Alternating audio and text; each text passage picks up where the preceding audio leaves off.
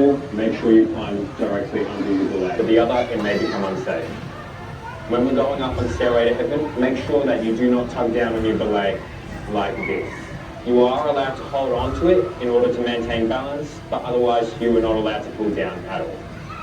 When we're climbing the Stairway to Heaven, what we do, we have one supervisory adult at all times. We start climbing, we're going to see four main things. We're going to see a big red mat, a belay, a big grey carabiner, and a small grey carabiner. To clip in, what we're going to do, we're going to grab our big carabiner first, we're going to pinch on the barrel, push down, twist, and pull in, and clip it into the blue loop on our harness. After we do that, we can take off our small carabiner just by pushing it in, taking it out, we let the red mat drop. When you're ready to come down, what you do, you sit down in your harness gently, you put both hands on your blue strap, and you just kick off your walk.